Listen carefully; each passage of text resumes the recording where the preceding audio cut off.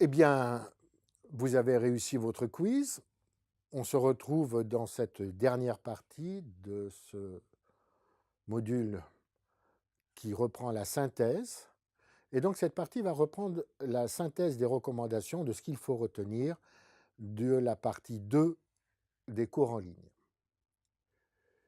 L'éducation à la sexualité doit aussi évoluer, et nous on l'a vu, et se structurer en fonction du cadre des objectifs du développement durable 2030, notamment les actions d'éducation doivent résoudre d'abord les besoins primaires de l'individu en précarité, informer, éduquer et communiquer pour permettre à tous de vivre en bonne santé et promouvoir le bien-être de tous.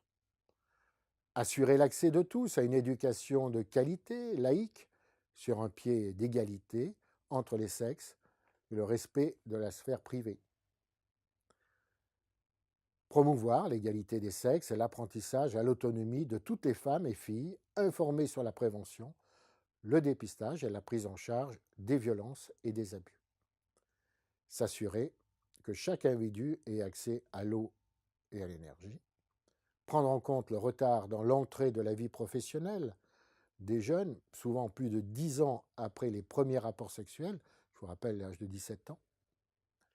Éduquer depuis la petite enfance pour réduire les inégalités et la discrimination liée au sexe, au genre et à l'orientation sexuelle. Mobiliser chaque individu à respecter l'environnement et à vivre en harmonie avec. Enseigner les droits humains, les droits de l'enfant, leurs valeurs et le rôle des organismes de justice pour une paix durable. Éduquer pour un développement durable implique un partenariat pluridisciplinaire à un niveau local, régional et mondial. Toutes ces actions ne peuvent se réaliser sans se former à la communication en lien avec la sexualité et l'intime, ce qui a été l'objet du premier module de cette deuxième partie. Dans les suites de l'utilisation des techniques de counseling recommandées par l'OMS et l'ONU-SIDA dans les années 2010 pour lutter contre le VIH, les infections sexuellement transmissibles et les IVG répétées, l'OMS, depuis 2012, a réalisé une méta-analyse internationale sur l'efficacité des techniques de communication pour modifier les comportements liés à la sexualité. En 2015, l'OMS publie un guide qui recommande l'utilisation de la brève communication relative à la sexualité. Cette brève communication relative à la sexualité, associée à l'information, l'éducation et la communication pour des interventions individuelles ou en groupe, a pour objectif d'informer, d'éduquer et de communiquer. Informer, apporter des informations sur les conséquences pour la santé ou apporter des informations sur les conséquences sociales et environnementales, et enfin des informations sur les ressources crédibles. Éduquer aux besoins, notamment à la modification des comportements à moindre risque ou à la recherche d'un soutien social. Enfin, communiquer sur la résolution des problèmes réalisables et concrétisables, sur le feedback émotionnel par rapport aux comportements à risque du passé, sur l'anticipation émotionnelle pour les comportements à venir, plus sûrs, sur la mise en situation prospective, tout en intégrant l'environnement et en recherchant des solutions réalisables pour faire face aux obstacles. Intervenir auprès des jeunes adolescents et des adultes nécessite de respecter, dans nos interventions, la construction psychosexuelle de la petite enfance jusqu'à la fin de l'adolescence, ce qui a été l'objet des deux interventions de Joël Mignot et de Pierre Bengozi, module 2 et module 3. En effet, la sexualité infantile est une construction évolutive qui conditionne la sexualité adulte, nous a dit Joël.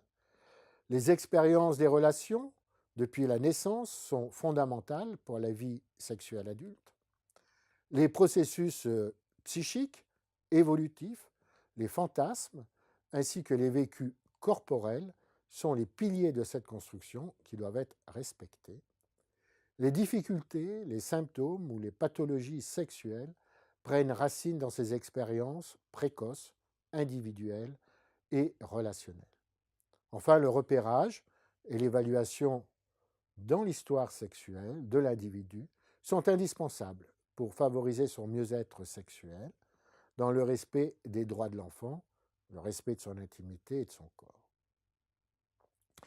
Avec l'intervention de Pierre Bengozi sur l'adolescence, nous avons vu que la métamorphose du temps de l'adolescence a un impact direct sur les nouveaux comportements sexuels interactifs. D'abord le désir, le baiser, les caresses, puis les rapports sexuels. Accompagner ces nouveaux comportements permet de distinguer les comportements avec des prises de risques et des comportements qui peuvent mettre en danger l'adolescent.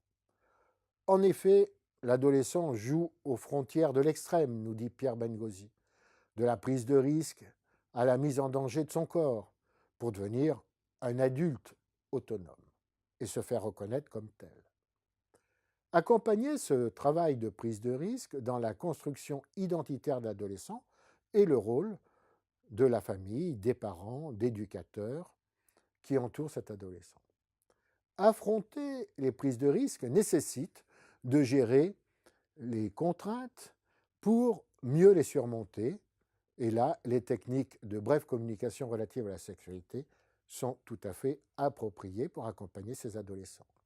Enfin, dépister précocement la mise en danger des comportements sexuels, par exemple des IVG répétés, des violences subies, des humiliations répétées, dépression comme conséquence, parfois tentative de suicide. Cette prise en charge doit être spécifique et rapidement mise en place par des professionnels, et nous l'avons vu, par un réseau qui associe les professionnels de santé, les professionnels sociaux, les éducateurs et la famille. Pierre Bengozi a appelé ce réseau un métacadre qui permet de structurer ces mises en danger des adolescents.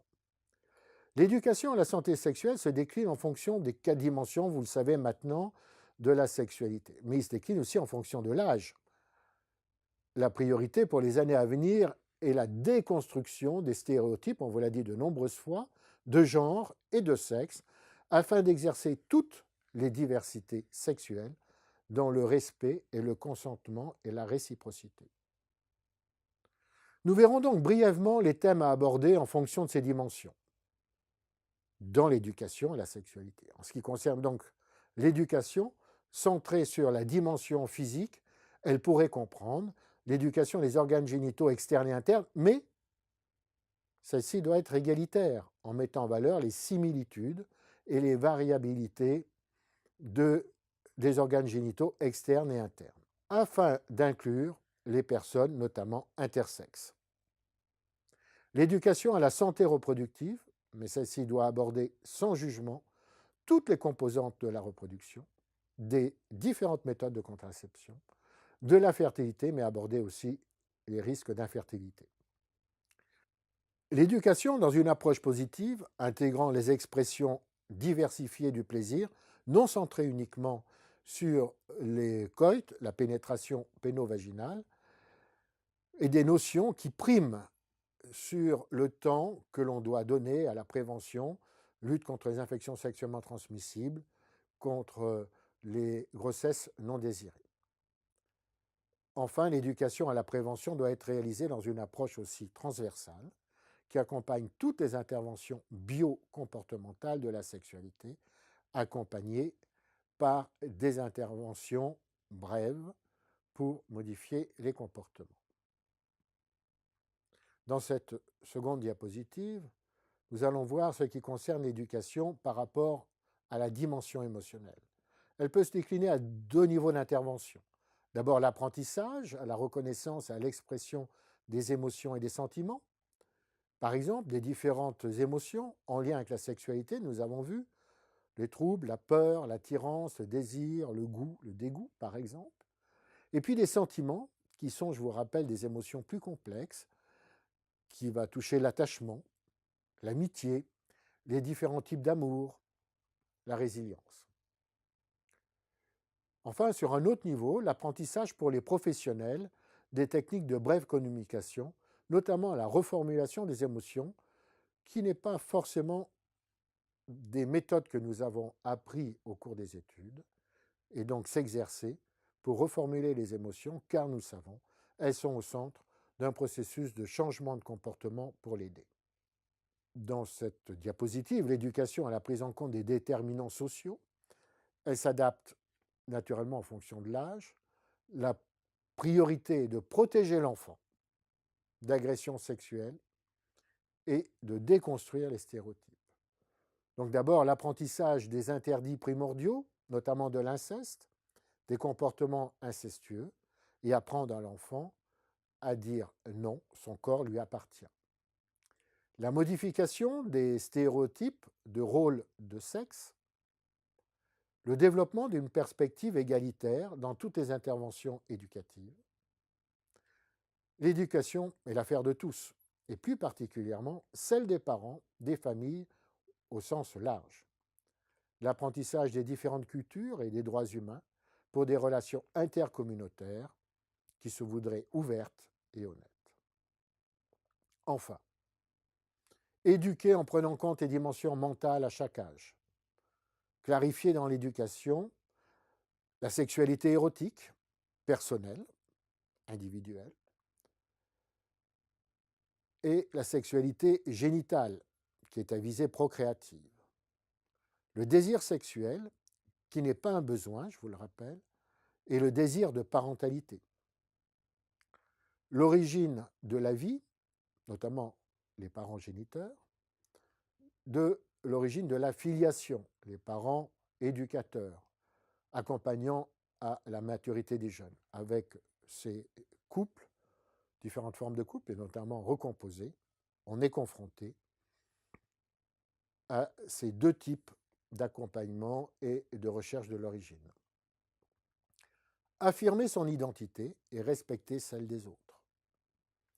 Accompagner à la formation d'un esprit critique, on l'a vu, à l'égard des influences médiatiques et plus particulièrement à l'égard des images et des scénarios pornographiques. Apprendre des valeurs citoyennes qui donnent un sens au comportement sexuel, comme le respect de l'autre, la tolérance, la réciprocité et le consentement. Respecter les spiritualités d'autrui et leur expression dans le respect des droits humains. Comme l'objectif 17 des objectifs du développement durable l'énonce, nous ne pouvons pas atteindre ces objectifs en 2030 si nous ne mettons pas en œuvre un véritable partenariat. C'est ce que nous avons vu dans le module sur la présentation et la mise en œuvre des réseaux en santé sexuelle. Pourquoi mettre en place ce type de réseau centré sur l'individu? D'abord, la santé sexuelle est une approche inclusive et transversale qui associe plusieurs offres de santé, nous l'avons vu, qui étaient jusqu'alors différenciées et centrées sur des approches cliniques ou des approches pathologiques, notamment la contraception, les IVG, les IST, le VIH, les hépatites, les dysfonctions sexuelles et violences étaient des consultations qui étaient jusqu'à présent séparées, avec des professionnels formés seulement sur l'une de ces aspects cliniques ou pathologiques. Pour répondre à cette approche, comme je viens de le dire, plus transversale et globale, le partenariat entre ces différents professionnels de santé, mais pas seulement de santé, social, éducatif, associatif, institutionnel, nous permet ainsi de dépister plus précocement les violences, nous permet d'orienter les personnes aidées vers des services plus spécialisés correspondant par exemple aux infections sexuellement transmissibles, au VIH et autres types de contraception.